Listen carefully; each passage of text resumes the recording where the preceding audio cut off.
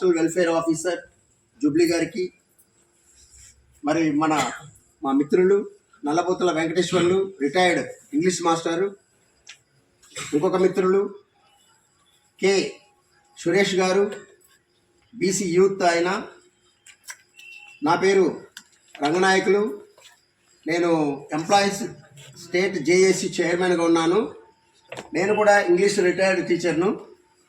ఈరోజు మనము మహాత్మా జ్యోతిరావు పూలే 135వ వర్ధంతి చనిపోయిన రోజు జరుపుకుంటున్నాము. ఆయన చనిపోయినాక 135 సంవత్సరాలు మనం గుర్తుపెట్టుకొని ఆయనకు దండేసి గౌరవిస్తున్నామంటే ఆయన చేసిన సేవలు విద్యారంగానికి సంబంధించిన సేవలు చేశారు. అందరూ చదువుకోవాలి. ఎస్సీలు, ఎస్టీలు, బీసీలు, మైనారిటీలు, పేదలు, మొత్తం ఓసీలలో ఉన్న పేదలు, మహిళలు, వీళ్ళందరూ చదువుకోవాలి. పూర్వం ఏముంది, అందరికి చదువులు లేవు, చదువుకోకూడదు, చదివితే తప్పు, బ్రాహ్మణులు మాత్రమే చదివేవాళ్ళు, మిగతా వాళ్ళు ఎవరు, శూద్రులు ఎవరు చదవడానికి హక్కు లేదనేవాళ్ళు.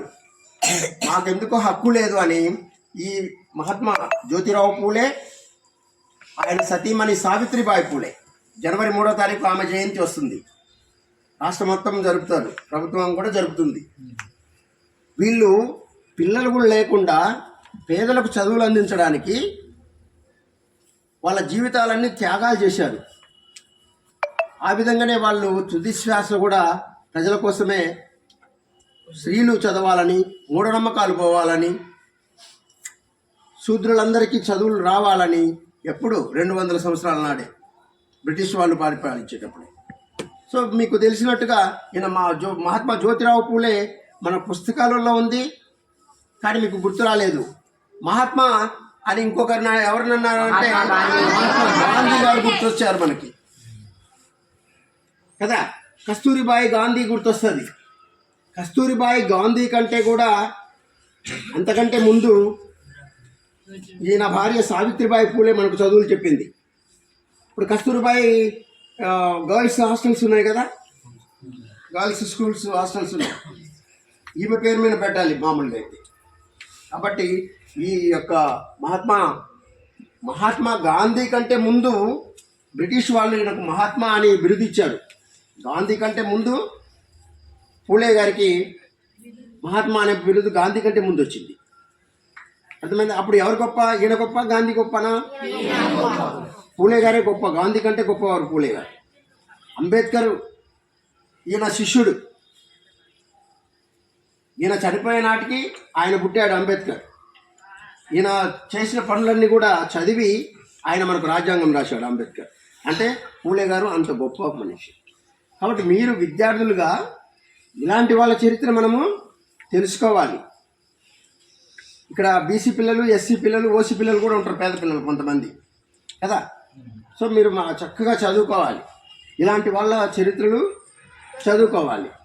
సమాజానికి మన వంతు సేవ చేయాలి. సేవలు చేశారు కాబట్టి 200 సంవత్సరాల తర్వాత ఆయన 1827 పుట్టాడు, 1891లో చనిపోయినాడు. 27 పుడితే మరి ఇప్పుడు 1827 అంటే 200 సంవత్సరాలు కావస్తుంది ఇంకొక, అంతే కదా. 2027 వచ్చేసరికి ఇప్పుడు 25లో ఉన్నామా, 27 వస్తే 200 పూర్తి అవుతుంది ఆయన పుట్టిన 200 సంవత్సరాలకు కూడా మనం గుర్తు చేసుకుంటున్నాము.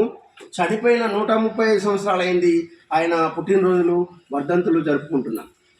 కాబట్టి మీరు మంచిగా విద్యావంతులై ఇలాంటి వాళ్ళ చరిత్రలు తెలుసుకొని సమాజంలో ఇవాళ రాజకీయాలు, మీరు రాజకీయ నాయకులు కావాలి పేదలకు న్యాయం చేయడానికి కదా. ఓట్లకు డబ్బులు ఇస్తుంటారు, మీకు తెలుసో లేదో, తెలుసా మీకు? అది రైటా పద్ధతి? కాదు కదా. మీరు తల్లిదండ్రులకు చెప్పాలి, మనకు మంచి నాయకులు రావాలంటే, స్వార్థం లేని నాయకులు రావాలంటే, ప్రజలకు సేవలు చేసే నాయకులు రావాలంటే వాళ్ళు ఇచ్చే డబ్బులు తీసుకోకూడదు అని మీరు తల్లిదండ్రులకు చెప్పాలి. మీరు అది నేర్చుకోవాలి. మీకు ఈ మాటలు చెప్పే వాళ్ళు మనకు లేరు కదా. అందుకనే సమాజం ఇలా పోతూ ఉంది. విలువలు కలిగిన విద్య అంటే మనం ఎట్లా ప్రవర్తించాలి, తల్లిదండ్రులు చదువుకున్న తర్వాత మన తల్లిదండ్రులకు మనం ఏం చెప్పాలి, రాజకీయ నాయకులకు ఏం చెప్పాలనేది మనం నేర్చుకోవాలి కదా. అందుకని మేము ఇలాంటి కార్యక్రమాలు మార్కాపురంలో ఉన్నప్పుడు హాస్టల్స్లో చేసేవాళ్ళం. గర్ల్స్ హాస్టల్, బాయ్స్ హాస్టల్స్లో. మార్కాపురంలో గర్ల్స్ హాస్టల్ లేకపోతే పర్మిషన్ తీసుకొచ్చి బీసీ గర్ల్స్కి స్టేట్ నుంచి పర్మిషన్ తీసుకొచ్చి అక్కడ ఆర్డర్ తీసుకొచ్చాము గర్ల్స్ హాస్టల్ పెట్టడానికి. అంటే మేము బీసీ ఎంప్లాయీస్, టీచర్స్ మేము. కాబట్టి ఈ విధంగా మీరు మంచి పౌరులుగా మంచి సమాజాన్ని నిర్మించాలని కోరుకుంటూ ఈ యొక్క అవకాశం ఇచ్చిన మన జుబ్లీ సార్ గారికి ధన్యవాదాలు తెలియజేస్తూ